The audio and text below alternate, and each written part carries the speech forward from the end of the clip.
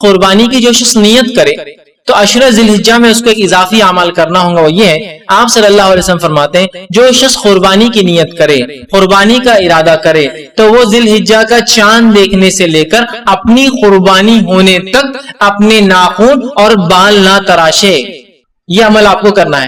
جو انسان قربانی دے رہا ہے وہ انسان جو ہے اپنے بال اور اپنے ناخن نہیں کاٹیں گے، کب تک؟ جب تک کہ قربانی نہ ہو جائے، جب تک عید کی نماز نہ پڑھ لے، نہیں، جب تک کہ قربانی نہ ہو جائے۔ تو آپ تب جب قربانی ہو جائیں گی تب آپ کاٹیں گے۔ تو جو شخص ارادہ کرے قربانی کرنے کا، وہ ذی الحجہ کے چاند دیکھنے سے لے کر، ذی الحجہ مطلب چاند دیکھنے سے لے کر اپنی قربانی کرنے تک بال اور ناخن نہیں تراشیں گا، ٹھیک ہے؟ تب جو شخص ارادہ کر رہا ہے قربانی کا، ذی الحجہ کا چاند دیکھنے سے لے کر اپنی قربانی تک۔ اور کچھ علماء نے جو ہے اس چیز کو حرام قرار دیا کہ کسی شخص کے لیے کہ ذی الحجہ کا چاند دیکھنے سے لے کر اپنی قربانی تک ناخن اور بال تراشے، ٹھیک ہے؟ یہ اہم بات ہے، لیکن لوگ اس کو معمولی کہتے ہیں اور جہاں کوئی اہمیت نہیں ہے اس کو بڑی اہمیت دیتے ہیں۔ اگر کوئی کاٹ لے، کوئی کہے بھائی یہ دنوں میں منع ہے، کیا ہوتا کر لیے تو؟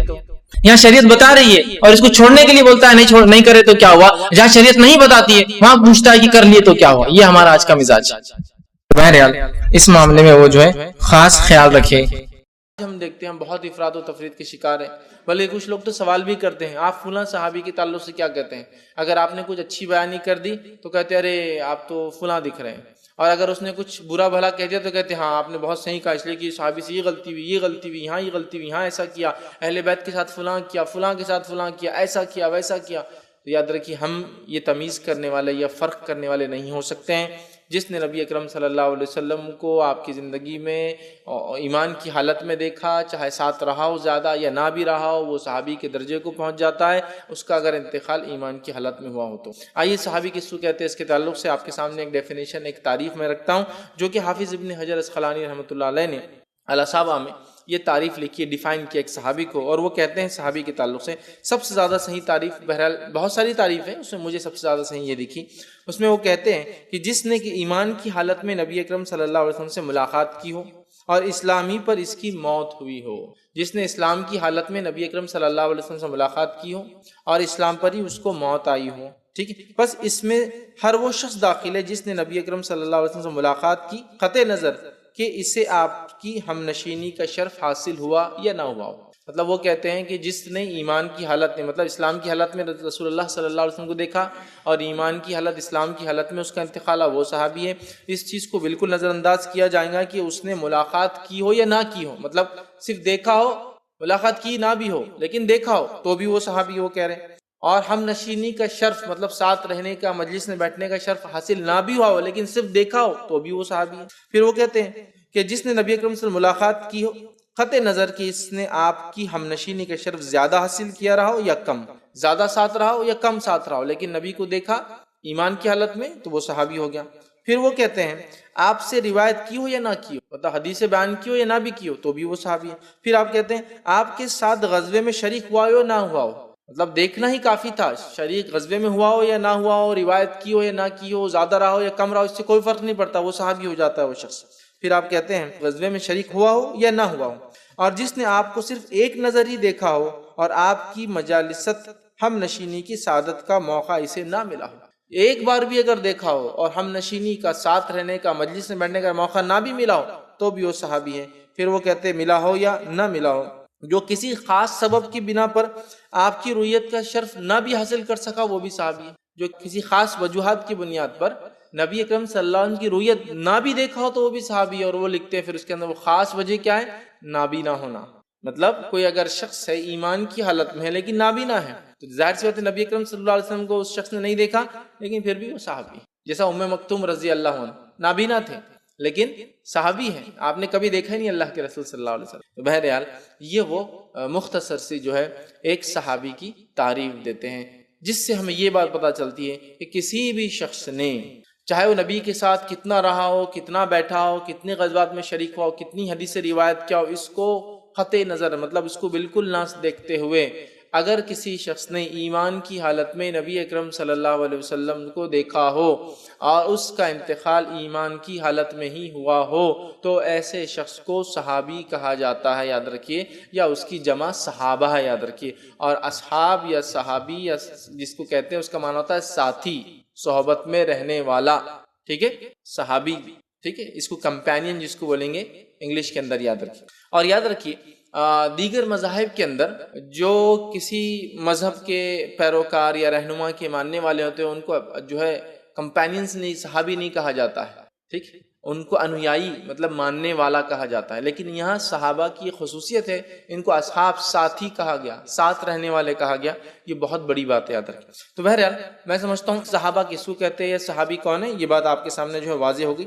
آئیے صحابہ کے تعلق سے یا صحابہ کے تعلق سے ایمان کیسا ہو، حالانکہ ہم فضائل دیکھیں گے، لیکن پھر مختصر چونکہ بات چل رہی صحابہ کی، ان کے تعلق سے، ایمان کے تعلق سے ایک بڑی زبردست بات جو ہے علامہ جو ہے یا امام طحاوی رحمہ اللہ نے عقیدۃ الطحاویہ کے اندر، جو بڑی مشہور اور معروف کتاب ہے عقائد کے تعلق سے، عقیدۃ الطحاویہ کے اندر امام طحاوی رحمہ اللہ جو ہے صحابہ کے تعلق سے ہمارا کیا عقیدہ ہونا چاہیے، کیا سوچ ہونا چاہیے، کیسے خیالات ہونا چاہیے، بڑے اچھے انداز سے وہ لکھتے ہیں۔ بہت چھوٹی سی کتاب ہے، آپ کو موقع ملے عقیدۃ طحاویہ پڑھنے کا تو ضرور آپ پڑھیں۔ وہ کہتے اور لکھتے ہیں، ہم صحابی رسول سے محبت کرتے ہیں، البتہ نہ کسی کی محبت میں غلو کرتے ہیں نہ کسی سے برات کرتے ہیں۔ وہ کہتے ہیں کہ ہم جو ہے صحابی رسول صلی اللہ علیہ وسلم سے محبت کرتے ہیں، تمام صحابہ سے، البتہ کسی سے محبت میں نہ ہم غلو کرتے ہیں اور نہ ہی کسی سے برات، بیزارگی کا اظہار کرتے ہیں، دوری کا اظہار کرتے ہیں۔ پھر آگے لکھتے ہیں، یہ کیوں وہ کہہ رہے ہیں؟ کیونکہ اسی زمانے میں نبی اکرم صلی اللہ علیہ وسلم کے بعد سے صحابہ کے دور میں ہی افراط و تفریط کے لوگ شکار ہو گئے، بلکہ کچھ لوگوں نے تو یہاں تک کہہ دیا کہ 3، 4، 5، 10 یا 20 لوگوں کو چھوڑ کر سارے نعوذ باللہ صحابہ مرتد ہو گئے تھے۔ تو وہ کہتے ہیں ہم سب سے محبت کرتے ہیں، نہ غلو کرتے ہیں محبت میں، نہ کسی سے برات کا اظہار کرتے ہیں۔ پھر وہ آگے لکھتے اور کہتے ہیں، اور جو کوئی ان سے بغض رکھے اور برائی سے ان کا ذکر کرے، ہم ان سے بغض رکھتے ہیں، ٹھیک ہے، مطلب جو کوئی صحابہ سے بغض رکھے اور برائی کا اظہار کرے، ہم بھی ان سے بغض رکھتے ہیں۔ پھر وہ کہتے ہیں کہ ہم تو صحابہ کا ذکر خیری کریں گے، مطلب صحابہ کے تعلق سے جب بھی معاملہ آئیں گا ہم خیر کا ذکر کریں گے۔ جو ہے صحابی رسول سے محبت کے تعلق سے آگے لکھتے ہیں، صحابہ سے محبت دین ہے، ایمان ہے اور احسان ہے۔ صحابہ سے محبت دین ہے، ایمان ہے اور احسان ہے۔ میں سمجھتا ہوں کہ آپ یہ بات سمجھ رہے ہیں دین، ایمان اور احسان کیا ہے۔ نبی اکرم صلی اللہ علیہ وسلم سے ایک مرتبہ سوال بھی ہوا تھا، ایمان کیا ہے، احسان کیا ہے، اس تعلق سے تو آپ کہہ رہے ہیں کہ صحابی سے محبت یا صحابہ سے محبت دین ہے، ایمان ہے اور احسان ہے۔ یاد رکھیں یہ دین کا حصہ ہے، یہ ایمان کا حصہ ہے، اور یہ انسان کی نیکیوں میں احسان، جو نیکی کا سب سے اونچا درجہ ہوتا ہے وہ ہے۔ آگے کہتے ہیں، اور ان سے دشمنی کفر ہے، نفاق ہے اور سرکشی۔ اور صحابی سے دشمنی کفر ہے، نفاق ہے، آپ دیکھیے، اور سرکشی ہے، اللہ کے احکامات سے بغاوت یا شریعت کے احکامات سے بغاوت ہے۔ تو آپ اندازہ لگائیے کہ ایک صحابی کا کیا مقام ہے۔ ان سے محبت دین ہے، ایمان ہے اور احسان ہے، اور ان سے بغض رکھنا، نفرت کرنا، دشمنی رکھنا، یہ جو ہے کفر ہے، نفاق ہے اور سرکشی ہے۔ آگے وہ لکھتے ہیں خاص طور سے خلفاء راشدین کے تعلق سے، اور کہتے ہیں رسول اللہ صلی اللہ علیہ وسلم کے بعد اولا ہم حضرت ابوبکر صدیق رضی اللہ عنہ کو مانتے ہیں۔ مطلب نبی اکرم صلی اللہ علیہ وسلم کے بعد اگر انسانیت میں کسی کا مقام ہے تو وہ کہتے ہیں ابوبکر صدیق رضی اللہ عنہ کے لیے، اور ان کو اولا جو ہے ابوبکر صدیق رضی اللہ عنہ کو خلافت کے لائق ہم مانتے ہیں، اس لیے کہ آپ ہی پوری امت سے افضل اور مقدم ہیں۔ پھر حضرت عمر ابن خطاب رضی اللہ عنہ، پھر حضرت عثمان ابن عفان رضی اللہ عنہ، پھر حضرت علی بن ابی طالب رضی اللہ عنہ کے لیے یہی 4 خلفاء راشدین اور ائمہ مہدیین ہیں۔ ٹھیک، تو خلفاء راشدین کے تعلق سے وہ کہہ رہے ہیں کہ ہم یہ مانتے ہیں کہ سب سے زیادہ حقدار خلافت کے ابوبکر صدیق تھے، اور اس کے بعد عمر ابن خطاب تھے، اس کے بعد عثمان ابن عفان تھے، اس کے بعد علی بن ابی طالب رضی اللہ عنہ اجمعین تھے، اور یہ 4 خلفاء راشدین تھے، اور جو ہے ائمہ مہدیین مطلب ہدایت یافتہ لوگ تھے۔ ٹھیک، تو بہرحال یہ صحابی کے تعلق سے اور خلفاء راشدین کے تعلق سے علامہ طحاوی رحمہ اللہ لکھتے ہیں کیا عقیدہ ہونا چاہیے، اور ان سے محبت کیا درجہ رکھتی ہے، اور ان سے نفرت اور بغض رکھنا کیا مقام ایک انسان کا کر دیتا ہے۔ لیکن بڑی افسوس کی بات ہے، ہم دیکھتے ہیں کہ کچھ واقعات کی بنیاد پر، کچھ حالات کی بنیاد پر اور کچھ ایسے واقعات جو صحابہ رضی اللہ عنہم اجمعین کے دور میں کچھ لوگوں نے، خاص طور سے خوارج نے اور دیگر لوگوں نے جو مسائل کھڑے کر دیے تھے، ان مسائل کی بنیاد پر جو صحابہ میں اختلاف ہوا اور اس اختلاف کی بنیاد پر جو اس حد تک بڑھ گیا کہ جنگیں بھی ہوئی، لوگ اس کو استعمال کر کے صحابہ میں تفریق ڈالنے کی کوشش کرتے ہیں، صحابہ میں پھوٹ ڈالنے کی کوشش کرتے ہیں، ان کے الگ الگ طبقات بنانے کی کوشش کرتے ہیں، اور اللہ رحم کرے کچھ کو تو مرتد تک لے کے چلے جاتے، کہتے کہ اسلام بھی انہوں نے چھوڑ دیا تھا بعد میں، اس درجے تک۔ اور پھر سوال بھی کرتے، چلو تم پہلے بتاؤ دونوں میں سے کون حق پر تھا۔ دیکھیے جہاں تک صحابی رسول کی بات ہے، ہم یہ نہیں کہہ سکتے کون حق پہ تھا، چونکہ دونوں صحابہ تھے، ان کا آپسی اختلاف تھا، ان کا آپسی معاملہ تھا، اس میں جھگڑا بھی ہوا، اس میں جنگ بھی ہوئی ہوں گی، لیکن اس سے ان کے صحابی ہونے کا شرط تو نہیں چھینتا ہے۔ اور اللہ تعالیٰ یہ بتانا چاہ رہا تھا کہ اختلاف کتنی بری چیز ہے کہ اگر سب سے بہترین لوگوں میں بھی ہو جائے تو کتنا نقصان پہنچا سکتا ہے نا۔ تو ایک تعلیم اور ایک تربیت مل رہی تھی اس امت کو، اس بات کو سمجھنا ضروری ہے۔ اور صحابہ یاد رکھیے ان کے اتنے فضائل ہیں جو قرآن میں اور سنت میں آتے ہیں کہ یقیناً میں ایک لیکچر یا ایک درس میں بیان نہیں کر سکتا ہوں۔ یاد رکھیے ان کا بڑا مقام ہے، یاد رکھیے وہ نسل ہے جس نے سب سے زیادہ قربانی اگر دی ہے تو یہی نسل ہے، یاد رکھیے۔ مطلب ان کی قربانیاں، ان کی محنتیں، ان کا علم، ان کی علم کی لگن، ان کی عبادتیں، ان کا خشوع اور خضوع، ان کا اخلاص اور ان کا کفر سے پاک اور نفاق سے پاک ہونا، مطلب ان کے فضائل میں سمجھتا ہوں کہ بیان کرنا ناممکن ہے۔ اتنے زیادہ فضائل صحابہ کیا، اتنے زیادہ فضائل یاد رکھیں، بہت زیادہ فضائل ہے، لیکن ان فضائل میں سے چند فضائل میں ضرور آپ کے سامنے آج رکھوں گا تاکہ صحابہ کیا ہے، ان کا مقام کیا ہے، ان کے فضائل کیا ہے، ان کا رتبہ کیا ہے، ان کا درجہ کیا ہے، ان کا مرتبہ کیا ہے، ہم کو کچھ نہ کچھ سمجھ میں آئے اور ہم صحابہ کو عزت اور احترام کی نظر سے دیکھیں اور ان کے تعلق سے کبھی کوئی بری بات یا غلط بات اپنے زبان سے نہ نکالے۔ صحابہ کی قربانیاں کیا ہے اور کیسی ہے، اس کی ایک مثال میں آپ کو دے سکتا ہوں، اور یقیناً صحابہ کی قربانیوں کی، چونکہ صحابہ کی بات ہو رہی ہے اس لیے کر رہا ہوں، ورنہ قربانیوں کے اعتبار سے تو انبیاء علیہ السلام کی جماعت نے سب سے زیادہ تکلیف اور اذیتیں برداشت کی، اور اس کے بعد صحابہ یاد رکھی۔ ٹھیک، تو بہرحال صحابہ کی قربانیاں کیسی ہے اور کیا ہے، اس کی ایک مثال میں آپ کو دیتا ہوں۔ مثال ایسی ہے کہ ہمیں دعوت دی گئی، ہم ایک دسترخوان پر گئے، دسترخوان سجا ہوا تھا، مختلف قسم کے کھانے سجے ہوئے تھے، مختلف چیزیں رکھی ہوئی تھی، ہم وہاں گئے، اطمینان کے ساتھ بیٹھے، ہم نے کھانا کھایا، اٹھ کر ہم چلے آئے۔ لیکن کیا کبھی آپ نے غور کیا اس دستر کو لانے میں، بچھانے میں، اس کی تیاری کرنے میں کتنی کوششیں ہوئی؟ وہ شخص جس نے آپ کو دعوت دی اس نے کتنی محنت اور مشقت کر کے مال کمایا، مال کمانے کے بعد آپ کو دعوت دی، پھر آپ کے لیے دستر سجایا گیا، وہ چیزیں جو دسترخوان پہ رکھی گئی تھی اس کے پیچھے کسانوں نے کتنی محنت کی، جس سے وہ اناج لگا، اس اناج کو پیسا گیا، صاف کیا گیا، اس کے بعد اس کی روٹیاں بنی، اس کے بعد وہ جانور یا وہ سبزیاں جو آپ نے اس میں کھائی یا اس شخص نے رکھی تھی، وہ جانور کس نے چرائے ہوں گے، وہ کہاں پیدا ہوئے تھے، ان کو کس محنت اور مشقت سے بڑا کیا گیا، پھر مارکیٹ میں لا کے فروخت کیا گیا، وہ سبزیاں لگانے کے پیچھے کتنے لوگوں نے کتنی محنتیں کی، جس کے نتیجے میں آپ وہ چیزیں دیکھ رہے ہیں، وہ رکابیاں، وہ پلیٹ، وہ بگونے، وہ چمچے کتنے کمپنی اور فیکٹریوں میں بنے، کن کن پروسیس سے گزرے، اسٹیل کہاں سے نکلا، تانبا، لوہا، پیتل کہاں سے نکلا، وہ ساری چیزیں جو آپ نے نمک کی شکل میں یا مرچی کی شکل میں یا مختلف کھائی، وہ کہاں کہاں لگی ہوں گی، کن کن قسم کے لوگوں نے کیسی کیسی محنتیں اور مشقتیں کی ہوں گی، وہ تمام چیزیں ہونے کے بعد اس شخص نے خرید کے لا کر اس کی بیوی نے یا اس کی بیٹی نے یا اس نے خود نے یا اس کے بچوں نے کتنی محنت کی اس کھانے کو بنانے میں، بنانے کے بعد وہ کھانا دستر پہ لگایا گیا۔ جو چیز مجھے اور آپ کو دکھی وہ پوری کوششیں نہیں دکھی، ایک سجا ہوا دستر دکھا جس پر ہم نے کھانا کھایا اور ہم مطمئن ہوئے۔ تو میں یہی کہنا چاہ رہا ہوں وہ صحابہ کی عظیم کوشش تھی جس کے نتیجے میں اسلام اتنا آسانی سے ہم کو سامنے نظر آ رہا ہے، اتنا آسانی سے ہم اس پہ عمل کر پا رہے ہیں، اتنے آسانی سے نمازیں پڑھ پا رہے ہیں۔ آپ کہیں گے یہ کون سی بات ہے؟ آپ کو اندازہ ہے نماز پڑھنا تو دور، ایمان لانا ہی جان گنوانے کے برابر وہ زمانہ تھا، ایمان لانا ہی جان گنوانے کے برابر تھا۔ یا پھر آپ اثر رسوخ کے مالک ہیں، طاقت کے مالک ہیں، تو ایمان لانا ہی آپ کی تجارت گنوانے کے برابر تھا۔ چلو آپ کو جسمانی تکلیف نہیں سے تجارت برباد کر دو، ایمان لانا ہی آپ کو اپنے مرتبے اور پوزیشن سے گرانے کے لیے کافی تھا، ایمان لانا ہی آپ کے لیے آپ کی زمین، دھن، دولت، جائیداد چھوڑ دینے کے برابر تھا، ایمان لانا ہی اپنے بیوی بچوں سے الگ ہونے کی دلیل اور علامت تھی۔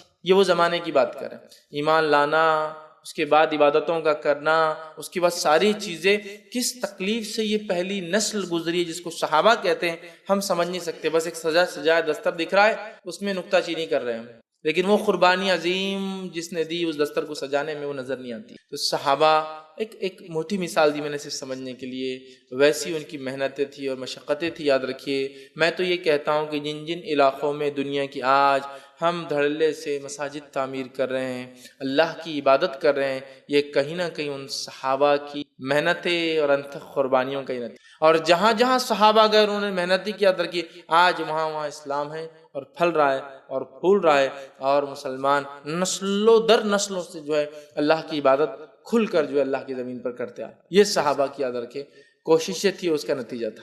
مطلب بولنا آسان ہے. میں یہ کیوں کہہ رہا ہوں کہ میں نے ایک واقعہ خود اپنے کانوں سے سنا کہ ایک مخصوص دن تھا. اس دن میں ایک شخص اپنے بچے کو مسجد لے کر آیا. مسجد لے کر آ کر امام صاحب سے پوچھا، امام صاحب بچہ پوچھ رہا ہے صحابہ کا نام لے کر ایک، اور ارے تروی کے ساتھ کہ یہ کون تھا، کیونکہ ایک واقعے کی بنیاد پر چونکہ صحابہ کو لوگوں نے تقسیم کر دیا اور ایک کو خیر اور ایک کو شر کا باعث بتاتے ہیں. تو کہا یہ کون تھا، مطلب الفاظ بھی دیکھیے ایک صحابی کو کون تھا یہ. تو وہ جناب جو امام صاحب تھے بولنے لگے یہ فلاں کا بیٹا تھا. حالانکہ وہ جن کے بیٹے تھے وہ بھی صحابی تھے. یہ فلاں کا بیٹا تھا، بہت ایسا تھا، بہت ویسا تھا، فلاں تھا. بس زبان دراز کر کے بس چھوٹ دے کر باتیں کر رہے ہیں. میں نے ان سے پوچھا یہ شخص نبی اکرم صلی اللہ علیہ وسلم کیا انہوں نے ایمان کی حالت میں دیکھا تھا؟ تو کہاں دیکھا تھا. کیا ان کے بیٹے جن کا نام آپ نے ابھی لیا انہوں نے کہ اللہ کے رسول صلی اللہ علیہ وسلم ایمان کی حالت میں دیکھا تھا؟ کہاں دیکھا تھا. میں نے کہا کیا یہ دونوں آخر وقت تک ایمان کی حالت میں تھے، مسلمان تھے؟ تو کہاں دونوں ایمان کی حالت میں تھے آخر وقت تک. تو پھر میں نے بولا آپ کس زبان سے اور کیسے بات کرتے ارے ترے سے کہ فلاں تھا اور فلاں تھا؟ تو کہا انہوں نے فلاں سے لڑ لیا تھا، فلاں صحابی سے ہی کہتا ہے. وہ کچھ بھی ہو اس سے ان کے صحابی ہونے کا شرف چھینا جاتا ہے کیا؟ آپ کے 4 چچا ہے، چاروں نے لڑ لیا آپس میں، تو کیا چچا ہونے کا شرف چھینا گیا؟ آپس میں لڑا نا انہوں نے، تو کیا اس سے آپ یہ بولیں گے میرا چاچا نہیں رہا لڑائی کی وجہ سے؟ بولے نہیں ایسے تھوڑی ہو سکتا. تو میں نے کہا وہی تو میں کہہ رہا ہوں، کیا ان کے آپسی اختلاف کی بنیاد پر کیا وہ صحابی کے مرتبے اور درجے سے نکل گئے؟ تو بولے نہیں. تو پھر آپ کیسے جملے اور الفاظ استعمال کرے تھا؟ اگر آپ کے والد کے لیے میں یہ جملے استعمال کر لوں تو آپ کو برا لگے گا، آپ ایک صحابی کے تعلق سے تو ان کو اس میں کوفت ہوئی اور ان کو احساس ہوا کہ ہاں ان سے غلطی ہوئی. تو صحابہ کے تعلق سے بڑا محتاط رہنا. یاد رکھیے یہ بہت ہی افضل اور بابرکت شخصیتیں تھی، بزرگ شخصیتیں تھی، اور ان کے بڑے احسانات ہیں. یاد رکھیے امت پر، اور بڑے احسانات ہیں اقوام پر اور انسانیت پر. یاد رکھیے جس کو انسانیت آج مانتی بھی ہے، ایسا نہیں کہ صحابہ کے احسانات کو انسانیت نہیں مانتی، انسانیت قبول کر رہی ہے کہ ان کی کیا کیا کوششیں تھی جو انسانوں کے لیے انہوں نے کی. یہ الگ بات ہے کہ ان کی کوششیں اتنی مخلص تھی، اتنے اخلاص کے ساتھ اور اتنی خاموشی میں تھی کہ ایک ہاتھ سے کیا دوسرے ہاتھ کو نہ پتہ چلا. ایسی کوششیں تھی جس کے نتیجے میں آج بہت سارے احسانات کے تلے انسانیت دبی ہوئی. یاد رکھیے انسانیت کا ایک ایسا بڑا طبقہ تھا، خالی ایک مثال دینے کے لیے بات سمجھا رہا ہوں، ایک ایسا بڑا طبقہ تھا جو کہ صرف ہندوستان میں نہیں، ہندوستان سے ہٹ کر ہی بہت سارے ممالک میں تھا، کہ جہاں انسانوں کو اونچ نیچ میں تقسیم کیا جاتا تھا ان کی پیدائش کے اعتبار سے. یہ صحابہ کی جماعت تھی جو جس علاقے میں جب پہنچی انہوں نے اس تمیز کو ختم. دنیا کے ایسے کئی علاقے تھے جن علاقوں میں کچھ ذات پات کے اعتبار سے کچھ عورتوں کو اوپر کا لباس پہننے کی اجازت نہیں تھی، صرف نیچے کا لباس پہن سکتے. یہ صحابہ کے احسانات ان اقوام کے اوپر کہ جب ان پہ پہنچے تو انہوں نے کہا انسان برابر ہے اور کوئی بھی انسان اس طرح سے نہیں رہ سکتا ہے. انہوں نے ان کے لیے کہا کہ یہ بھی برابر ہے، یہ بھی کپڑے پہن سکتے ہیں، اور ان کے تن ڈھانکے. یاد رکھیے صحابہ کے بڑے احسانات انسانیت کو چھوٹے سے لے کر بڑے سے بڑا. یہ الگ بات ہے کہ ان کی کوششیں ہم بھول چکے ہیں، ان کی کوششیں بھول چکے ہیں، اور یقیناً ان کا مقصد کچھ اور تھا. ان کا مقصد تھا جو تعلیمات نبی اکرم صلی اللہ علیہ وسلم چھوڑ گئے اس کو لوگوں تک پہنچانا، اور اس تعلیمات کو پہنچاتے رہے. کوئی ایک خاص مشن لے کر نہیں چلے کہ مجھے صرف یہ سسٹم کو ختم کرنا ہے. انہوں نے دنیا سے ہر قسم کی برائی کو ہٹانے کی کوشش کی. یاد رکھیے اور ہر قسم کی بھلائی جو انہوں نے نبی اکرم صلی اللہ علیہ وسلم سیکھی تھی، چاہے بڑی سی بڑی یا چھوٹی سی چھوٹی، اس کو انسانیت تک پہنچانے کی انہوں نے کوشش کی. یاد رکھیے تو صحابہ کے تعلق سے ایک بات تو یہ کہہ سکتا ہوں، وہ سلیکٹڈ تھے، وہ چوزن پیپل تھے، وہ چنے ہوئے لوگ تھے. اس کے تعلق سے انشاءاللہ میں قرآنی دلیل بھی آپ کے سامنے رکھوں گا اور حدیث بھی رکھوں گا. چوزن پیپل، چنے ہوئے لوگ، سلیکٹڈ لوگ تھے. یاد رکھیے بہت، اسی لیے ان کو صحابہ کہا گیا، کمپینینز کہا گیا. یاد رکھیے کمپینینز مطلب یہ سبارڈینیٹس نیچے نہیں تھے، کمپینینز. ساتھی کسی کو کہنا آپ سمجھ رہے کیا مقام ہوتا ہے اس کا بھی؟ کسی کا ہاں ساتھی ہے یہ ان کے، مطلب آپ مقام سمجھیے ان کا کیا ہو رہا ہے. تو یاد رکھیے چوزن پیپل تھے. اسی طرح جو ہے صحابہ وہ لوگ تھے جن کے سامنے وحی نازل ہوئی. ان کے فضائل میں کیا کہوں، وہ لوگ تھے جن کے سامنے وحی نازل ہوئی، جن کے وجہ سے وحی نازل ہوئی، اور جن کے لیے وحی نازل ہوئی.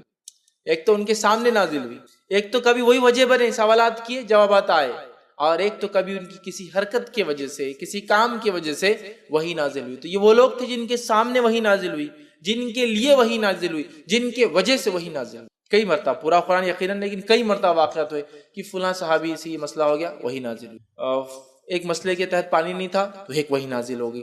آپ بہت سارے واقعات دیکھیے قرآن کے شان نزول، صحابہ آپ کو اس کے اندر ملیں گے۔ تو یہ وہ لوگ تھے جن کے سامنے قرآن نازل ہوا، جن کے لیے قرآن نازل ہوا، اور جن کی وجہ سے یاد رکھیے قرآن نازل ہوا۔ اسی طرح قرآن جس زبان میں نازل ہوا وہ زبان تھی جو صحابہ بولا کرتے تھے، سمجھ رہے آپ؟ وہ زبان جو صحابہ بولا کرتے تھے۔ اب آپ بولیں گے اس میں کیا شرف اور کیا خصوصیت کی بات ہے؟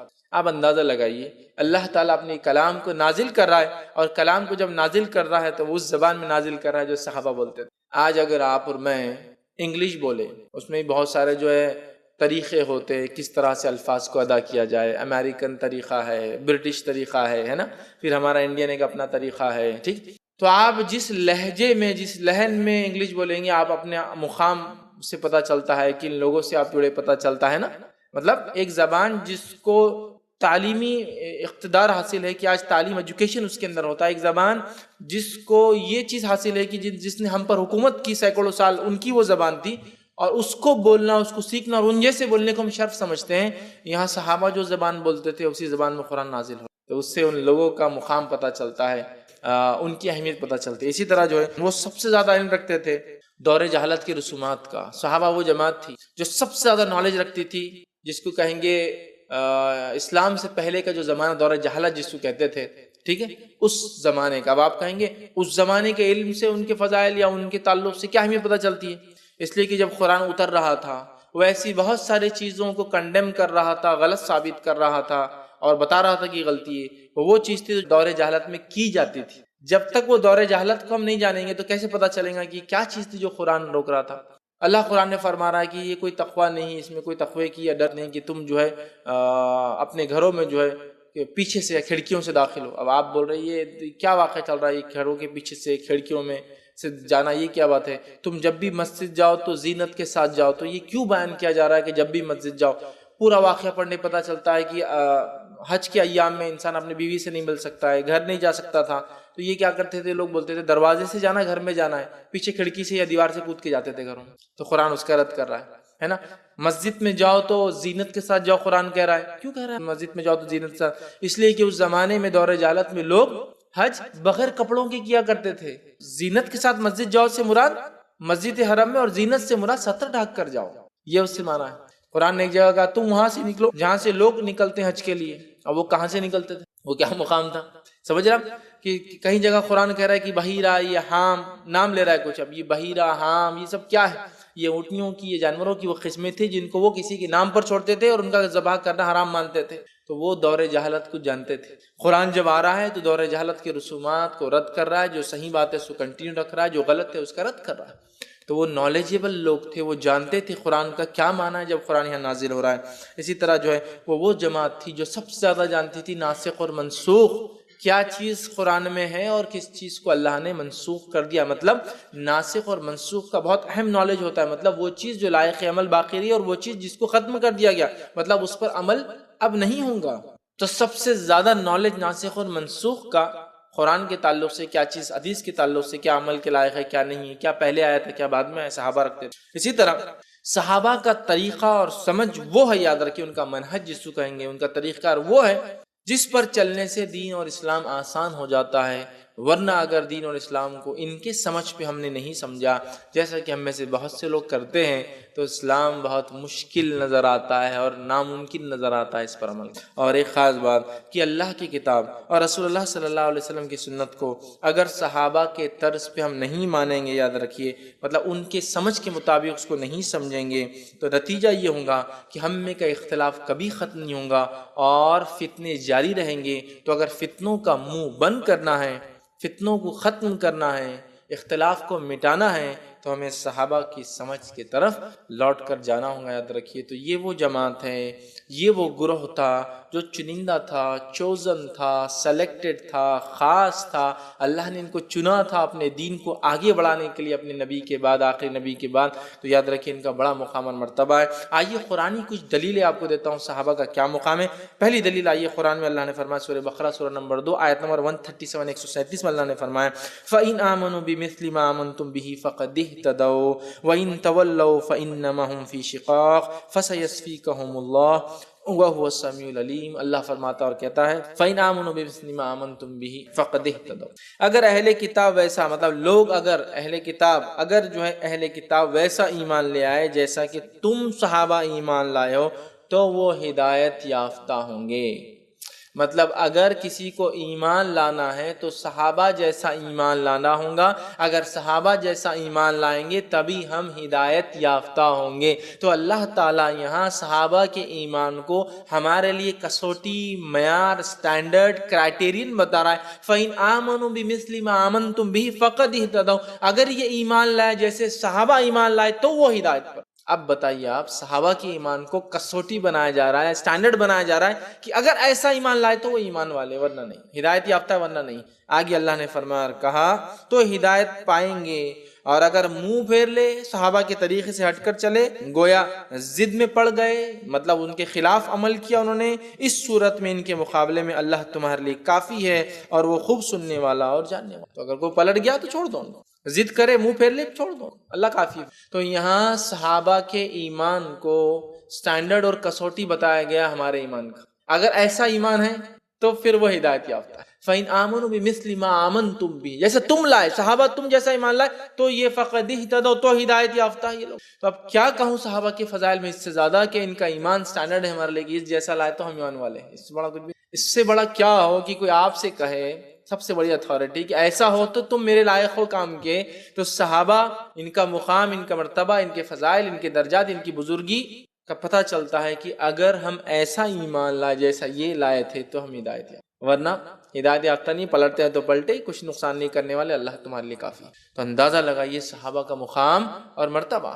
اور کتنی افسوس کی باتیں ان لوگوں پر جو صحابہ کے مرتبے اور مقام کو گراتے ہیں، برا بھلا کہتے ہیں، اللہ رحم کرے، گالی تک صحابہ کو دیتے ہیں ان لوگوں کو، کیونکہ انہوں نے بانٹ لیا صحابہ کو اپنے اعتبار سے کون تھے ایمان والے اور کون نہیں تھے. تو بہرحال یہ وہ ایمان والے صحابہ جن کے ایمان کو سٹینڈرڈ اور کسوٹی بتایا جا رہا ہے کہ ایسا لاؤ تو تم ہدایت یافتہ. تو یہ ان کا مقام اور مرتبہ ہے. دوسری جگہ جو ہے اللہ رب العزت جو ہے صحابہ کا مقام اور مرتبہ بتاتے ہوئے دیکھیں کیا بیان کرتا اللہ سبحانہ تعالیٰ، جو سورہ توبہ سورہ نمبر 9 آیت نمبر 100 میں اللہ فرماتا ہے اور کہتا ہے والسابقون الاولون من المہاجرین والانصار والذین اتبعوہم باحسان رضی اللہ عنہم ورضوا عنہ. اللہ فرماتا اور کہتا ہے کہ وہ مہاجر اور انصار جنہوں نے سب سے پہلے ایمان لانے میں پیش قدم تھے، مطلب وہ مہاجر اور انصار جو ایمان لانے میں سب سے آگے تھے، اور وہ لوگ جنہوں نے نیکی میں ان کی پیروی کی، اور وہ لوگ جو ان کے بعد آئے لیکن نیکی میں ان کی پیروی کی، اللہ فرماتا ہے رضی اللہ عنہ رضوا عنہ، اللہ ان سب سے راضی ہوا اور وہ اللہ سے راضی ہوئے. پھر اللہ فرماتا ہے اور کہتا ہے وَعَدَّ لَهُمْ جَنَّاتٍ تَجْرِي تَحْتِهَا الْأَنْهَارُ خَالِدِينَ فِيهَا أَبَدًا، اور اللہ تعالیٰ ان کو داخل کریں گے ایسی جنتوں کے اندر جس کے نیچے نہریں بہتی ہے، جس میں وہ ہمیشہ رہیں گے. ذَلِكَ الْفَوْزُ الْعَظِيمُ، اور یہ بہت بڑی کامیابی ہے. تو یہاں اللہ تعالیٰ نے شروعاتی دور میں ایمان لانے والے مہاجر اور انصار کی تعریف کی صحابہ کی، اور کہا جو ایمان لائے اور جو ان کے طریقے پر چلے اللہ ان سے راضی ہوا اور یہ اللہ سے راضی ہوئے. مطلب جو مہاجر اور انصار ایمان لائے اور جو ان کے طریقے پہ چلے اس کے بعد اللہ ان سے راضی ہو، اللہ سے راضی ہو. تو کتنا بڑا مقام اور کتنا بڑا مرتبہ صحابہ کا ہوا، مہاجر کا بھی، انصار کا بھی. اوپر والا عام صحابہ کے تعلق سے بات ہو گئی، خاص صحابہ کے تعلق سے بات ہوتی، ایک صحابی کے تعلق سے بات دی، صحابی کے گروہ کے تعلق سے قرآن بات کرتا ہے نا. مختلف جگہ دیکھیے آپ قرآن نے صحابہ کا تذکرہ کیا، کبھی کسی گروہ کا بات ہوتا ہے، کبھی ایک صحابی کی بات ہوتی، کبھی ایک جماعت ٹکڑی کی، جیسا کہ احد کے اندر معاملہ ہوا ہے نا. تو اللہ تعالیٰ نے پھر بیان کیا کہ تم نے نبی کی اطاعت نہیں کی، تو ایک گروہ کی بات ہو رہی ہے کبھی، تو کبھی ایک فرد کی بات ہوتی ہے، ایک صحابی کی بات، کبھی ان کی ایک جماعت کی بات ہوتی ہے، کبھی ایک مخصوص اعتبار جیسا بیعت رضوان جن صحابہ نے ان کے لیے تعلق سے بات ہوتی ہے کہ جس نے جھاڑ کے نیچے بیعت لی تم سے، ہے نا. تو اللہ تعالیٰ صحابہ کا بڑا مقام رکھتا ہے، یاد رکھیے، عمومی اعتبار سے اور خصوصی اعتبار سے ان کے تذکرے کیے جاتے ہیں، یاد رکھیے قرآن کے اندر کتنا بڑا ان کا مقام ہے۔ تو اللہ کہتا ہے وہ لوگ جو سابقون اور اول ہے، ایمان لانے مہاجر میں سے ہو یا انصار میں سے ہو، اور جو ان کے طریقے پہ اچھائی میں ان کے طریقے پر چلے، اللہ ان سے راضی ہوگا، یہ اللہ سے راضی ہوگا۔ اب اس سے بڑا کیا مقام ہو سکتا ہے کہ اللہ تعالیٰ اوپر سے سند بھیجے کہ اللہ ان سے راضی ہے اور وہ اللہ سے راضی ہے۔ ایک میرا کہنا ہے کہ میں جو ہے فلاں ہوں اور میں ایسا ہوں، اور ایک اتھارٹی کا کہنا ہے کہ ہاں یہ آدمی ایسا ہے، دونوں میں فرق ہوتا ہے۔ تو یہاں اللہ کہہ رہا ہے کہ وہ مجھ سے راضی ہے اور میں ان سے، اسی لیے صحابہ کو رضی اللہ عنہ، اللہ جن سے راضی ہوا ہم کہتے ہیں۔ تو یہ ان کا مقام ہے، یاد رکھیے۔ اسی طرح جو ہے صحابہ کے تعلق سے اگر ہم دیکھیں صحابہ کا کیا مقام ہے، کیا مرتبہ ہے، کیا فضائل ہے، تو آئیے، صحابہ کرام بکثرت عبادت کرنے والے لوگ تھے، اللہ نے ان کی عبادت کی تعریف۔ صحابہ کرام اللہ تعالیٰ کا جو ہے فضل اور خوشنودی چاہنے والے لوگ تھے، اللہ تعالیٰ نے اس کا تذکرہ قرآن میں کیا۔ صحابہ کرام جو ہے کفاروں کے مقابلے میں سخت تھے، اللہ نے ان کی اس میں تعریف کی۔ صحابہ کرام آپس میں بہت زیادہ محبت الفت کرتے تھے، اللہ نے قرآن میں ان کی تعریف کی۔ اسی طرح جو ہے اللہ تعالیٰ نے تمام صحابہ کرام کے گناہ معاف فرما چکا، اس کا اعلان کر دیا قرآن میں۔ اسی طرح اللہ تعالیٰ کے یہاں تمام صحابہ کے لیے بہت بڑا اجر ہے، بہت بڑا اجر، ایک تو گناہ بھی معاف اور بہت بڑا اجر ہے۔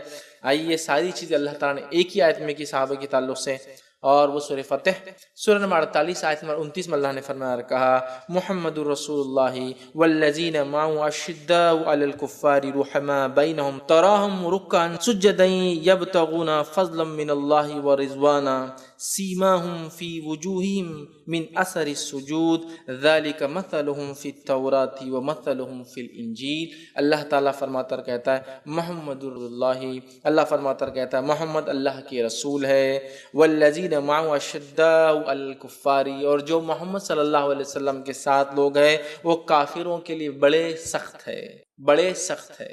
اور آج بھی یاد رکھیے کفار کے لیے صحابہ کا نام ہضم کرنا اتنا ہی سخت ہے جتنا اس زمانے میں سخت۔ صحابہ یاد رکھیے، صحابہ، ٹھیک ہے۔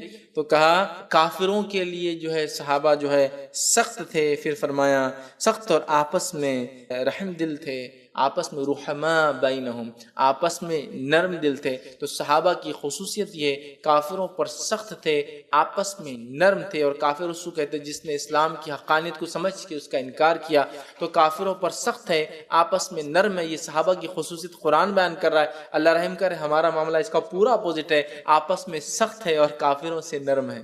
صحابہ آپس میں بہت نرم تھے، یاد رکھیے، بہت نرم، کہ کوئی کسی کو برا بھلا بھی کہہ دے رہا تو معاف کر دے رہا ہے، کوئی کسی کا حق بھی مان لے رہا تو برداشت کر لے رہا ہے۔ کیوں؟ رحم کرتے تھے، اس کا بدلہ ان کو پتا تھا کیا ملنے والا ہے نا۔ کئی واقعات، ایک واقعہ ہوا یہ کہ دو صحابی آئے، ایک نے کہا اللہ کے رسول صلی اللہ علیہ وسلم یہ حصہ میرا ہے، کھیت کا ایک حصہ، کھجور کے کچھ جھاڑ۔ دوسرے نے کہا یہ حصہ میرا ہے۔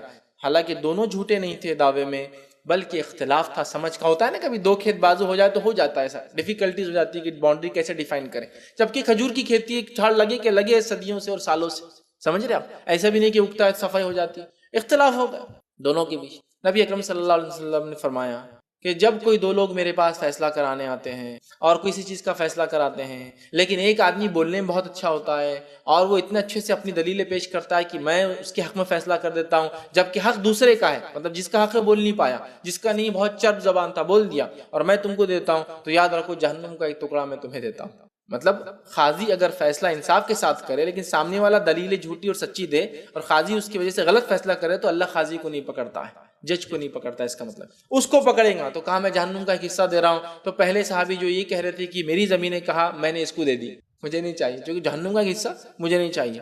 دوسرے صحابی جو کہہ رہے تھے کہ یہ میری ہے، انہوں نے کہا مجھے بھی نہیں چاہیے، آپ کو جو کرنا کر لیجئے، اور وہ زمین دونوں نے مل کے صدقہ کر دی، لیکن کسی نے بھی نہیں لیا۔ کیسے نرم دل تھے نا، اختلاف ڈسپیوٹ ہی ختم، صدقہ کر دی، کہا اللہ کو صدقہ کر دیجئے، مجھے تو نہیں چاہیے۔ جو پہلے کہہ رہا تھا میرا ہے، وہ کہہ رہا میرا نہیں ہے، کیونکہ آپ بول رہے جہنم کا حصہ کون لینے کو تیار، دوسرے کہتے مجھے بھی نہیں چاہیے، اب دونوں نے صدقہ۔ تو ایسے نرم دل تھے آپس میں، یاد رکھیے، اندازہ لگائیے اس سے۔ تو کہا بڑے نرم تھے آپس میں، کافروں کے لیے سخت تھے۔ آگے اللہ نے فرمایا تو انہیں رکوع اور سجدے کرتے دیکھیں گا، اب ان کی عبادت کی تعریف ہو رہی ہے، تو انہیں رکوع اور سجدے کرتے دیکھیں گا، بہت رکوع کرتے تھے کثرت سے، ان کی عبادت کی تعریف اللہ کر رہا ہے۔ اندازہ لگائیے رب العزت کسی کی تعریف کرے، کتنا بڑا مقام. تو ان کو تو سجدے، رکوع اور سجدے کرتے دیکھیں گا. اپنے رب کا فضل اور رضامندی چاہنے والے ہیں، اور ان کا پوری کوشش ہے اللہ کے فضل اور رضامندی چاہنے کے لیے بہرحال وہ کام کیا کرتے تھے.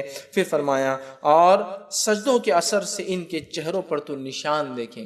سجدوں کے اثر سے ان کے چہروں پر، اور چونکہ ظاہر سی بات ہے ہم جانتے ہیں نبی اکرم صلی اللہ علیہ وسلم کے زمانے میں اور اس کے بعد کے دور میں مسجدیں بڑی سادہ ہوا کرتی تھی، سادہ ہوا کرتی ان دا سینس کہ مسجد کی فلورنگ وہی ہوا کرتی تھی جو مٹی، پتھر، ریت ہوا کرتی تھی. مسجد نبوی میں ریت تھی، ریت میں صحابہ سجدے کیا کرتے تھے. آج کل بڑے کمپلیکیشنز ہیں ہمارے مسجدوں کے اندر، اس لیے کہ مسجد بنتی ہے تو بہترین قسم کا ٹائل یا گلیز پتھر لگایا جاتا ہے.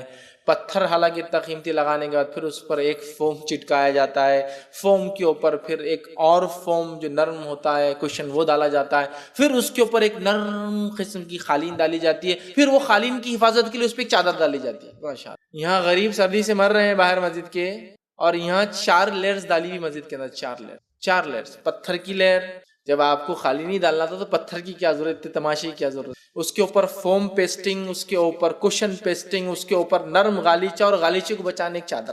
پھر وہ چادر پہ بھی کوئی دوسرا لا کے چادر پہ چادر دیتے جاتا ہے، اس کو اور ڈھاکو، اس کو اور ڈھاکو. سبحان اللہ. نبی اکرم صلی اللہ علیہ وسلم کے زمانہ اور اس کے بعد کے دور میں مسجدیں بالکل سادہ ہوا کرتی تھی. صحابہ سجدے کرتے، مٹی وغیرہ لگ جایا کرتی تھی، سادہ. اس لیے حدیث میں آتا نا جب تم مسجد میں جاؤ جمعہ کے دن جاؤ تو کنکریوں سے نہ کھیلو، اس لیے کہ جمعہ کا ثواب نہیں ملے. کنکریوں سے مطلب جو ریت رہتی تھی نا مسجد میں، آپ بیٹھے بیٹھے کوئی کھیل رہا ہو وہ ضائع ہو جاتا ہے. اسی طرح آپ نے فرمایا ہے کہ جب سجدے میں کرو تو سر پہ سے دھول نہ نکالو جب تک کہ نماز نہ ہو جائے. مطلب سجدے کرتے تھے تو ریت میں جاتے تھے، سر پہ چپک جاتی تھی. اگر تکلیف اور ایزا نہیں دے رہی تو چھوڑ دو، اس کو چپکنے دو. اتنا ہی سمپل تھا. سمجھ رہے ہیں بات کو؟ تو بہرحال اب سجدوں کے نشان نظر نہیں آتے ہیں کیونکہ وہ سخت. ظاہر سی بات ہے سجدہ جہاں ہوتا ہے اتنی نرم جگہ ہوتی ہے کسی کو انتہا نہیں. تو عمومی طور سے ہم نے کوشش کرنا چاہیے کہ ہم سجدہ جب کریں نا سیدھا گراؤنڈ پہ کریں، سیدھا پتھر پہ کریں، سیدھا زمین پہ کریں. یاد رکھیے بڑی اہم چیز، بڑی اہم چیز. اور بہرحال بہت سارے لوگ اس کے سائنٹیفک بینیفٹس بھی بتاتے ہیں. بہرحال میں اس میں نہیں جا رہا ہوں. سائنٹیفک بینیفٹس بھی بتاتے ہیں کہ جب انسان دن بھر چلتا ہے تو بہت سارے اسٹیٹک فورسز، کرنٹس اور بہت ساری چیزیں اس کی آنکھ پہ جنریٹ ہوتی ہے. اگر وہ سجدہ کرتا اور سیدھا پتھر پہ یا زمین پر یا مٹی پہ کرتا تو گراؤنڈ مل جاتا ہے. گراؤنڈ سمجھتے آپ؟ جیسے کہ کرنٹ لیک ہونے کے بعد ارتھ اگر ہو تو ارتھنگ گراؤنڈ کر دیتی ہے، مطلب اس کرنٹ کے اس فیز کو، اس نقصان کو ضائع کرتی ہے. تو اسی طرح جب آدمی نیچے سجدہ کرتا ہے تو پورے فورسز جو آج کل کتنے میگنیٹک اور پتہ نہیں یہ جو موبائل سے ہوتے، فلاں سے ہوتے، پورے گراؤنڈ ہو جاتے ہیں. میں نہیں کہہ رہا ہوں کہ یہی ہے، لیکن ایک سائنٹیفک ریزن بھی دیا جاتا ہے، اس کے فائدے بھی اپنے. بہرحال تو صحابہ کے اثر جو ہے سجدوں کا ان کے چہروں سے تم دیکھ لو گے. وہ سجدہ کرنے سے گٹے آ جاتے ہیں نا انسان، پیروں وغیرہ پہ بھی دیکھیے اب لوگوں کو ایسے بلیک اسپاٹس بن جاتے ہیں، کبھی کا اسکن پھٹ جاتی ہے. تو تم ان کے اس نشان سے، ان کے چہروں سے پہچان لو گے. مطلب بہت کثرت سے سجدے کرنے والے تھے. پھر دیکھیے آگے اور ان کی کیا فضیلت بیان کی. صحابہ کی نشان ہیں، ان کی یہی شان توریت میں بیان کی گئی ہے اور انجیل میں بھی ان کی مثال دی. تو میں نے کہا تھا نا صحابہ سلیکٹڈ ہے، چوزن ہے، چنندہ ہے. تو آپ سوچ رہے ہوں کیسا؟ جن کے آنے سے پہلے جن کا تذکرہ ہو تو سلیکٹڈ نہیں تو پھر کیا ہے؟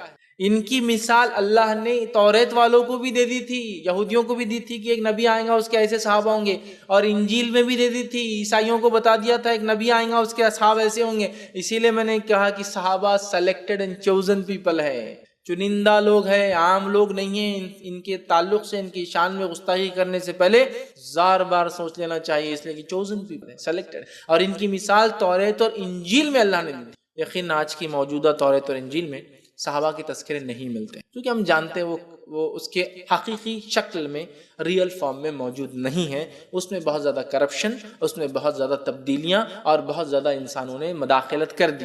یہ ایک الگ بات ہے. لیکن اللہ نے کہا کہ ان کی مثالیں تھی، اور اس تعلق سے کچھ ایسے صحابہ جو اہل کتاب سے تھے ان کی گواہیاں حدیث میں ملتی کہ انہوں نے گواہی دی کہ ہم نے صحابہ کے تذکرے پڑھے تھے توریت.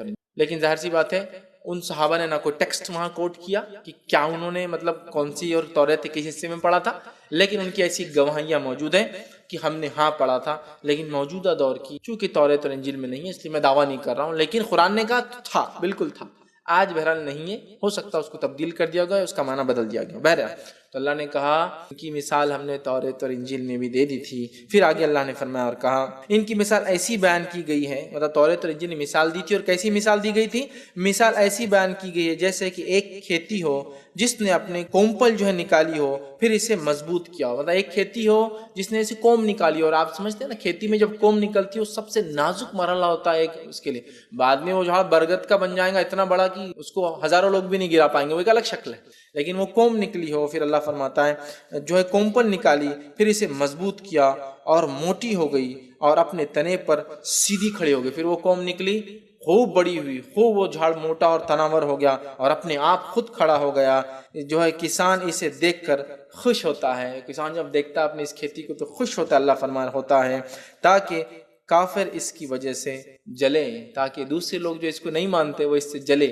مطلب صحابہ وہ کھیتی تھی جس پہ نبی اکرم صلی اللہ علیہ وسلم نے محنت کی، جو شروعاتی دور میں دیکھے تو بہت نازک تھے. حالات کیسے تھے کہ 2 4 5 100 80 لوگ ایمان والے، کافر بول رہے ابھی تو یوں ہی صاف کر دیں گے ان کو ایک جھٹکے میں، کوئی بہت بڑا ایشو نہیں.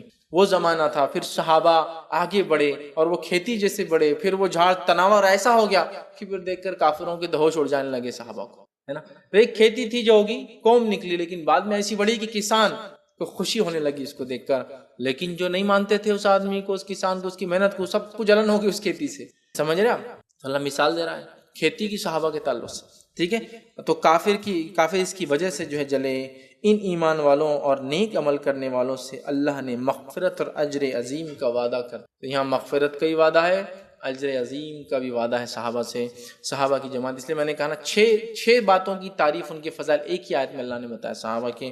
یہ بہت اہم جماعت تھی، یاد رکھیے. یہ سب سے اہم لوگ تھے، یاد رکھیے. اور کیوں اہم تھے؟ جیسا کہ میں نے کہا مکمل دین جو ہم تک آتا ہے نا، اسی نسل کے ذریعے ہوتا ہوا آتا صحابہ سے. اس کے علاوہ آپ دین نہیں سمجھ سکتے، نہ جان سکتے، نہ اس کی صحیح انڈرسٹینڈنگ لے سکتے، چونکہ یہ وہ لوگ تھے جن پہ اترا تھا، یہی سمجھتے تھے. آئیے حدیث کے اندر جو صحابہ کی کچھ فضائل آتے ہیں وہ فضائل آپ کے سامنے رکھتا ہوں. پہلی فضیلت جو صحابی کے تعلق سے، پہلی بات جو صحابی کے تعلق سے میں حدیث سے رکھوں گا وہ یہ ہے جس میں اللہ کے رسول صلی اللہ علیہ وسلم نے ہمیں تاکید کی صحابہ کے تعلق سے برا بھلا مت کہنا. آئیے حدیث کے الفاظ اس طرح سے، یہ جو ہے سلسلہ احادیث صحیحہ میں آپ کو ملیں گی. معجم الکبیر طبرانی کی روایت ہے. نبی اکرم صلی اللہ علیہ وسلم فرمایا اور کہا جس نے میرے صحابہ پر سب و شتم کیا، انہیں جرح و تنقید کی، ان کو برا بھلا کہا، ان کے تعلق سے غیر غلط بیانی کی، تو آپ فرمانے تو اس پر اللہ کی فرشتوں کی اور تمام لوگوں کی لعنت ہے. تو اس پر اللہ کی فرشتوں کی تمام لوگوں کی لعنت ہے. لعنت کا معنی ہوتا ہے اے اللہ اس شخص کو خیر سے بھلائی سے محروم کر دے. تو نبی اکرم صلی اللہ علیہ وسلم صحابہ کا مقام ایک طرح سے بتا رہے کہ جو ان کو برا بھلا کہتا ہے اس کو لعنت ہے اللہ کی اور فرشتوں کی جن کی لا تعداد ہے اور تمام انسانوں کی. کتنا مطلب کتنا خیر سے محروم ہے وہ شخص کہ جو اللہ کی بھی، فرشتوں کی بھی اور انسانوں کی بھی لعنت لیتا ہے، جو صحابہ کو برا بھلا کہتا ہے. یہ ان کا مقام، یہ ان کے فضائل صحابہ کی. یاد رکھیے کہ ان کو برا بھلا کہنے والا اللہ کی، فرشتوں کی اور تمام مخلوق، تمام انسانوں کی لعنت کا مستحق ہوتا ہے. اسی طرح صحیح بخاری کی روایت ہے، نبی اکرم صلی اللہ علیہ وسلم فرماتے ہیں، اور اس سے صحابہ کا مقام بھی پتہ چلتا ہے. انسان چاہے کسی بھی درجے کا ہو، اگر وہ صحابی نہیں ہے، کتنا ہی بڑا اللہ والا ہو، ولی ہو، یہ ہو وہ ہو، کسی مقام پہ ہو، ایک صحابی کے درجے کو بھی نہیں پہنچ سکتا. یاد رکھ، ٹھیک، یہ بھی اس سے پتہ چلتا ہے. یہ بخاری کی روایت ہے. سنیے کیا حدیث ہے. نبی اکرم صلی اللہ علیہ وسلم فرماتے ہیں میرے صحابہ پر شب و شتم نہ کرو، انہیں برا بھلا نہ کہو، جرح اور تنقید نہ کرو، ان کی برائی نہ کرو. ٹھیک ہے، ان کے تعلق سے برا بھلا مت کہو. ٹھیک ہے، اس لیے کہ اللہ تعالیٰ نے ان کو بلند مرتبہ دیا ہے. تو آپ سب فرما رہے ہیں میرے صحابہ پر شب و شتم نہ کرو. تم میں سے اگر کوئی شخص ایک احد پہاڑ کے برابر جتنا اگر سونا خرچ کرے تو وہ کسی صحابی کے خرچ کردہ ایک مد یا آدھا مد جو ہے کے برابر بھی نہیں پہنچ سکتا. میرے صحابہ کو نشانہ مت بناؤ، تنقید کا، برائی کا، برا بھلا مت کہو، ان کے تعلق سے اپنی زبان پہ کنٹرول رکھو. اس لیے کہ اگر تم میں سے ایک شخص احد پہاڑ کے برابر، احد پہاڑ ٹھیک ہے بہت بڑا پہاڑ ہے، 9 میل کا پہاڑ، 15 کلومیٹر، احد پہاڑ کے برابر بھی سونا، اتنا زیادہ سونا، میں سمجھتا اتنا سونا دنیا میں ہوگا بھی نہیں، اتنا سونا بھی اگر خرچ کرے تو میرے صحابی میں سے کوئی ایک مد جس کو بولیں گے 625 گرامز یا آدھا مد 312 گرامز، ٹھیک ہے، ایک مد ہوتا ہے 625 گرام کا، تو ایک مد مطلب آدھا کلو سے کچھ زیادہ اگر اناج خرچ کرے، یا آدھا مد اس کا بھی ہاف پارٹ مطلب ایک مٹھی میں ہی آ جائے گا اتنا 300 گرام، اتنا خرچ کرے تو اس کے برابر بھی تم نہیں پہنچ سکتے. احد پہاڑ کے برابر بھی خرچ کرو تو ایک صحابی کا مٹھی بھر خرچ کیے برابر تم. کیوں ہے یہ مقام صحابہ کا؟ اس کی حکمتوں میں سے ایک بات جو علماء لکھتے ہیں محدثین، وہ یہ ہے کیوں ایسا مقام ہے. صحابہ وہ جماعت ہے جن کے ذریعے پورا دین ہم تک پہنچا. قیامت تک جتنا بھی اسلام پر عمل ہوگا، کہیں نہ کہیں وہ بات کسی نہ کسی صحابی نے بیان کی تھی، اور اگر ایک صحابی نے ایک حدیث بھی بیان کی تھی جس پر قیامت تک عمل ہوگا، اندازہ لگائیے اس صحابی کا مقام اور درجہ کیا ہو جا رہا ہے اللہ کے پاس. چونکہ حدیث میں الفاظ کیا ہے، جو شخص کوئی نیکی کرے اور دوسروں کو نیکی کی طرف بلائے تو بلانے والے کو بھی اتنا ہی اجر ملتا ہے جتنا کرنے والے کو، اور کرنے والے کے اجر میں سے کمی نہیں ہوتی ہے نا. تو اب صحابی نے حدیث روایت کی، لوگ نیکی کی طرف آئے، اس کی وجہ سے سینکڑوں کروڑوں اربوں خربوں بلینز انسان جو قیامت تک آئیں گے سارے اس حدیث پر عمل کرتے رہے. آپ اندازہ تو لگائیے صحابی کا مقام کیا ہو جا رہا ہے. جو کسی کو نیکی کی طرف بلائے اور لوگ اس کی وجہ سے کرے تو کرنے والے کو جتنا اجر، بلانے والے کو اتنا اجر. اندازہ لگائیے آج ایک حدیث ایک صحابی نے بیان کی، روایت کی، قیامت تک اس پر عمل ہوگا، یا کئی لوگوں نے ان سے سن کے بیان کی، جب تک عمل ہوگا. ان کا مقام اور درجہ کیا ہے، ان کی قربانیاں کیسی تھی عظیم، کیسی عظیم قربانیاں، کیسے زمانوں میں، کیسے کیسے علاقوں میں کیسی کیسی عظیم قربانیاں، جانی مالی بیوی اور بچوں کی، جسمانی سکون کو چھوڑنے کی، سب کچھ قربان کر دیا انہوں نے جب ایمان لایا. اب اندازہ تو لگائیے کہ زندگیاں تو ایسی ہے کہ خوشبو کا وہ حال ہے، مطلب اتنے مالدار ایسی خوشبو لگاتے ہیں گلی سے گزر جائے تو لوگ سمجھ جاتے ہیں کہ فلاں گزر رہے ہیں. مصعب بن عمیر رضی اللہ کہ فلاں گزرے.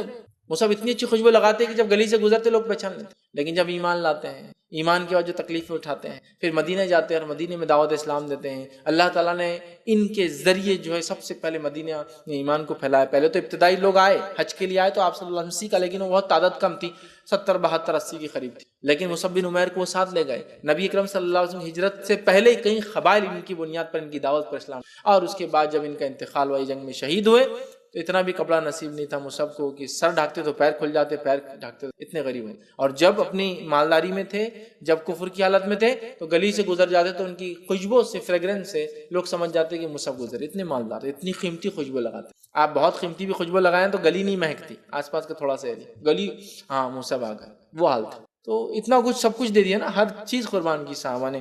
تو بہرحال کی قربانیاں بڑی عظیم ہیں، تو اللہ تعالیٰ اس کا بدلہ بھی ان کو ویسا. ٹھیک ہے، تو ایک مد اور آدھا مد جو ہے ہم احد کے پڑھاوا بھی خرچ کریں نا. اس لیے میں نے کہا بڑے سے بڑا کوئی انسان جو اللہ کا ولی ہو، نیک بندہ ہو، وہ بھی ایک صحابی کے درجے کو نہیں پہنچ سکتا. بھائی کیا مقام ہے ان کا، کیا مقام. ایک مد، آدھا مد خرچ کر دے تو احد پہاڑ کے برابر بھی ہم خرچ کر تو نہیں پہنچ سکتے. یہ بہرحال ان کا عظیم مقام اور مرتبہ ہے. صحیح مسلم کی روایت ہے، نبی اکرم صلی اللہ علیہ وسلم صحابہ کا مقام بتا رہے. سنیے کیا بتایا آپ نے. ستارے آسمان کی حفاظت کا ذریعہ ہے. جب ستارے ختم ہو جائیں گے قیامت کے دن تو آسمان پر وہ وقت آ جائے گا جس کا اس سے وعدہ کیا جاتا ہے. ستارے ہیں، ستارے جب ختم ہو جائیں گے قیامت سے پہلے تو آسمان کے ساتھ وہ ہو جائیں گا جس سے اس کا وعدہ کیا گیا ہے. اور آج ہم جانتے ہیں سائنٹیفکلی سٹار، سن اور مون یہ بہت بڑا رول پلے کرتے. یاد رکھیے ان کے ختم ہونے سے پورا جو گیلیکسی سسٹم ہے خراب ہو سکتا ہے، کیونکہ ہر کسی کا ایک میگنیٹک فورس دوسرے کو اٹریکٹ کر کے اپنے برابر آربٹ میں، دائرے میں ریوالو اور روٹیٹ ہوتے رہتے ہیں. تو دیکھیے ستارے آسمان کی حفاظت کا ذریعہ ہے، حدیث میں آ رہا ہے، اور واقعی میں سائنس کی حفاظت کا ذریعہ ہے. ستارے آسمان ذریعہ ہے. جب ستارے ختم ہو جائیں گے مطلب قیامت سے پہلے تو آسمان پر وقت آ جائے گا جس کا اس سے وعدہ کیا گیا، مطلب ختم ہو جائے گا، سسٹم آرڈر ختم ہو جائے گا. پھر اللہ کے رسول فرما رہے ہیں اور میں اپنے صحابہ کی حفاظت کا ذریعہ ہوں. ستارے آسمان کی حفاظت کا ذریعہ ہے، ویسے ہی میں صحابہ کی حفاظت کا ذریعہ ہوں. جب میں دنیا سے چلا جاؤں گا تو صحابہ پر وہ وقت آ جائے گا جن سے ان کو وعدہ کیا گیا ہے، اور میرے صحابہ میری امت کی حفاظت کا ذریعہ ہے. جب میرے صحابہ ختم ہو جائیں گے تو میری امت پر وہ وقت آ جائے گا جن سے ان کو وعدہ کیا. تو صحابہ فتنے اور فساد سے امت کی حفاظت کا ذریعہ تھے. جب تک یہ رہیں گے فتنے اور فساد امت پر ایک سامن جملہ نہیں ٹوٹ پڑیں گے. ایسا آج ہو رہا ہے، ہر جگہ فتنے اور فساد نے امت ملوث. جیسے آسمان پہ ستارے حفاظت کرتے ہیں، جب وہ ختم ہو جائیں گے تو آسمان ختم ہو جائیں گا، اسی طرح میں ہوں. جب تک ہوں صحابہ کی حفاظت ہے. جب میں ختم ہو جاؤں گا، دنیا سے چلا جاؤں گا، تو صحابہ پہ جو ہے وہ چیز آ جائیں گی جس کا وعدہ کیا گیا. اور جب تک صحابہ ہے، جب تک تم محفوظ ہوتا امت محفوظ ہے. اور جب صحابہ دنیا سے چلے جائیں گے تو وہ چیز آ جائیں گی جس کا تم سے وعدہ کیا گیا. تو یہاں آپ دیکھیے صحابہ کو امت کی حفاظت اور خیر اور برکت کا باعث بتایا جا رہا ہے. امت کی حفاظت اور خیر اور برکت کا باعث بتایا جا رہا ہے صحابہ کو. کیا مقام ہے ان کا، اندازہ لگائیں کہ یہ اگر ہوں گے تو فتنہ نہیں پھیل سکتا. اسی لیے میں نے کہا ان کا منہج، ان کا طریقہ کار یہ سب سے بیسٹ ہے، چونکہ فتنوں سے پاک تھے، فتنوں سے پاک تھے. آئیے آگے بڑھتے، بخاری کی روایت ہے. سنیے صحابہ کے تعلق سے نبی اکرم صلی اللہ علیہ وسلم اور کیا بیان کریں. ایک وقت ایسا آئے گا کہ کچھ لوگوں کی ایک جماعت جہاد کرے گی، ان سے پوچھا جائے گا تم میں کوئی ایسا شخص، مطلب صحابی ہے، جس نے رسول اللہ صلی اللہ علیہ وسلم کو دیکھا ہے؟ لوگ کہیں گے ہاں. بس ایک صحابی کی فضیلت ان کو فتح عطا کر دیں گی. ایک لشکر جائیں گے اللہ کے لیے، لوگ پوچھیں گے کیا تم میں وہ شخص ہے جس نے محمد صلی اللہ علیہ وسلم کو دیکھا ہے، نبی کو؟ وہ کہیں گے ہاں. بس وہ ایک صحابی کی فضیلت سے جنگ جیت جائیں گے. یہ صحابہ کی فضائل ہے. آگے سنیے، جائے گی. پھر کچھ لوگوں کی ایک جماعت جہاد کریں گی، ان سے پوچھا جائے گا کیا تم میں کوئی شخص تابعی ہے جس نے رسول اللہ صلی اللہ علیہ وسلم کے صحابی کو دیکھا ہو؟ لوگ کہیں گے ہاں. بس اس ایک تابعی کی فضیلت سے اللہ ان کو فتح عطا کر دیں گے. بس صحابی کو دیکھنے والے کی وجہ سے اس کو فتح عطا ہو جائے. پھر جو ہے آپ فرماتے ہیں فتح عطا کر دی جائیں گی. پھر کچھ لوگوں کی ایک جماعت جہاد کریں گی، ان سے پوچھا جائے گا کیا تم میں کوئی ایسا شخص ہے جو تابعی ہو؟ نال دوسرے نال جیسی ہوتی ہے نا، جانور کے گلے میں ڈالتے ایک جیسے ہوتے ہیں. اس طرح سے تم بنی اسرائیل کی جیسی حرکتیں کرو گے کہ اگر ان میں سے کوئی ایک شخص اپنی ماں سے بھی علانیہ زنا کریں گا تو تم اتنا ان کی اتباع کرو گے، اتنی ان کی پیروی کرو گے، اتنا ان کے طریقوں پر چلو گے، تم بھی وہ عمل کرو گے. اور نعوذ باللہ من ذالک آج حالات اسی قسم کے، زنا کتنا عام ہو چکا ہے. اللہ رحم کرے، ان ممالک کے اندر رشتوں کا کوئی حرمت آج باقی نہیں ہے، جانوروں جیسی زندگی گزارتی ہے. اور بڑی افسوس کی بات ہے مسلمان بھی اسی روش پہ چلے، ہر چیز ویسی کرنا چاہتے. تو کہا اگر ان میں سے کوئی شخص اپنے ماں سے علانیہ زنا کرے گا، تم میں سے بھی وہ شخص جو ہے اسی طرح کرے گا. پھر اس کے بعد آپ فرماتے ہیں بے شک بنی اسرائیل 72 فرقوں میں تقسیم ہو گئے تھے. مطلب بنی اسرائیل 72 فرقوں میں تقسیم ہوئی، میری امت 73 فرقوں میں تقسیم ہو جائیں گی. تمام فرقے جہنم میں جائیں گے سوا ایک کے. صحابہ کرام رضی اللہ عنہم نے عرض کیا اللہ کے رسول صلی اللہ علیہ وسلم وہ کون سا فرقہ ہوگا؟ آپ نے فرمایا جو میرے اور میرے صحابہ کے طریقے پر چلنے والا ہوگا. مطلب پیشن گوئی کر دی گئی، ایک زمانہ آئے گا تم وہی حرکتیں کرو گے جو بنی اسرائیل نے کی، جیسی برائیاں وہ کرتے تم بھی ویسی کرو گے، ہر چیز ان کی جیسی کرنے کی کوشش کرو گے، دین کو ویسی تبدیل کرو گے جیسا انہوں نے کیا، بدعتیں ویسی ایجاد کرو گے جیسا انہوں نے کیا، شرک ویسے ہی کرو گے جیسا انہوں نے کیا. یہاں تک کہ اعمال کے اعتبار سے اگر وہ ماں سے زنا کرے تم بھی وہی کام کرو گے. اور ان میں 72 فرقے ہوئے، میری امت میں 73 ہوں گے. پوچھا گیا نجات کیسے پائے؟ کہا 72 جہنم میں جائیں گے، ایک جنت میں جائیں گا. پوچھا گیا وہ کون جو جنت میں جائیں گے؟ جو کہا وہ جو میرے اور میرے صحابہ کے طریقے پر ہے. سبحان اللہ، یہاں صحابہ کے طریقے کو نجات کا ذریعہ بتایا گیا آخرت. وہاں ان کے ایمان کو کسوٹی بتایا گیا تھا، یہاں ان کے طریقے پہ چلنے کو نجات بتایا. وہ طریقے پہ ہوں گے جس کے آپ فرما رہے ہیں کہ جو قال من ہی یا رسول اللہ، تو آپ نے فرمایا ما انا علیہ واصحابی، وہ طریقہ جس پر میں اور میرے صحابہ. کون سا طریقہ جس پہ ہم چلے؟ تو کہا جس سے میں اور میرے صحابہ. اس لیے میں نے کہا ان کا منہج، ان کی سوچ، ان کا طریقہ کار، ان کا دین کو سمجھنا یہ سب سے صحیح سمجھ ہے. اس کو عمل کریں گے دین آسان بھی ہے، اور یہ چھوڑ دیں گے دین مشکل بھی. ہاں وہ الگ بات ہے اپنی طرف سے لوگوں نے دین کو بڑا آسان بنا لیا، وہ ایک الگ ہی مسئلہ ہے کہ کچھ نہیں کر کے بھی جنت جا رہے بیچارے. لیکن میں وہ کہہ رہا ہوں اگر حقیقت میں ہم کو چلنا ہے دین پر صحیح سمجھ پر، وہ صحابہ کا منہج اور طریقہ ہے. اس پہ بہرحال ایک تفصیلی میری گفتگو ہے، منہج سلف کی اہمیت و ضرورت. منہج سلف سے مراد صحابہ کا جو منہج و طریقہ تھا، آپ ضرور اس کو بھی دیکھیں تاکہ وہ منہج کیا تھا اور کیسا تھا، اس کی کیا اہمیت ہے. میں نے اس میں تفصیلات رکھی ہے.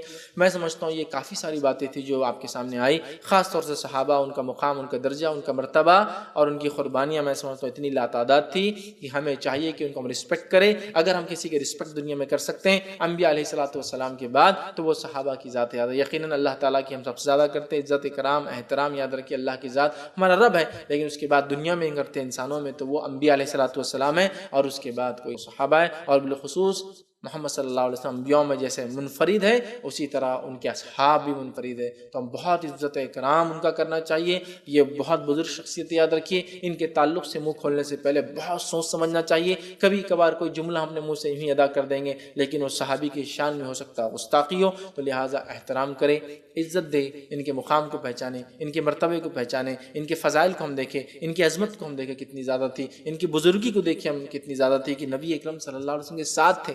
اس کا کیا مقام ہو سکتا ہے آپ سمجھ رہے ہیں؟ ایک آدمی کسی شہر میں جاتا ہے، وہاں کسی بڑے آدمی سے ملتا ہے جو اس کی فیلڈ کا ماہر ہے. اسپورٹس مین ہے تو کوئی بڑے اسپورٹس پلیئر سے ملتا ہے اپنے فیلڈ کے، کوئی دین کا طالب علم ہے تو کسی عالم سے ملنے جاتا ہے، اور اس سے ملنا وہ باعث شرف اور فخر سمجھتا ہے. جب کسی سے ملتا ہے تو کہتا ہے ارے میں ان سے ملا ہوں، ان کے ساتھ کھڑا ہوں، ان کے ساتھ مجلس میں بیٹھا ہوں، ان کے ساتھ کھایا ہوں.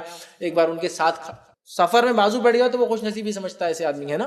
تو اندازہ لگائیے نبی اکرم صلی اللہ علیہ وسلم کے ساتھ ہونا، ان کو دیکھنا، اس سے بڑا فضل، شرف، مقام، مرتبہ، فضیلت، بزرگی ہو ہی نہیں سکتی.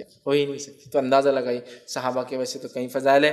میں نے چند چنندہ فضائل جو میں نے اہم سمجھے، ضروری سمجھے، آپ کے سامنے رکھیں تاکہ ان شخصیات کو ہم سمجھیں، ان کے فضائل کو ہم سمجھیں، ان کا احترام کریں. اور یہ طریقہ جو نبی اکرم صلی اللہ علیہ وسلم لائے تھے، اس کو صحابہ نے جو ہم تک پہنچایا، ہم اس پر عمل کریں اور پل پل ان کے لیے ہم دعائیں کریں، اس لیے کہ ان کی بڑی انتھک قربانیاں رہی ہے اس امت کے لیے، مسلمانوں کے لیے بالخصوص، جس کے نتیجے میں الحمدللہ آج تک اس کے فوائد، اس کے ثمرات ہم مسلمان بہرحال اٹھا رہے ہیں اور انشاءاللہ اٹھاتے رہیں گے. لہٰذا ہمیں چاہیے ہم اس بات کو سمجھیں، ان کے مقام کو جانیں. اور نہ صرف انہوں نے علم دیا بلکہ میں سمجھتا ہوں ہم سب جانتے ہیں علم کے ساتھ ساتھ انہوں نے بہت ساری چیزیں جو ہم تک پہنچائی. یاد رکھیے دعوت اسلام کا جو کام صحابہ نے کیا ہے، جن جن علاقوں میں جا کر کیسے کیسے طریقوں سے، کن کن قوموں میں، کیسے کیسے لوگوں میں، کیسی کیسی تکلیفیں سہ کر نبی کے ساتھ بھی اور نبی کے بعد بھی انہوں نے اسلام کو پہنچایا، جس کے نتیجے میں آج بہت سارے لوگ فخر سے اپنے آپ کو نسلی مسلمان کہتے ہیں.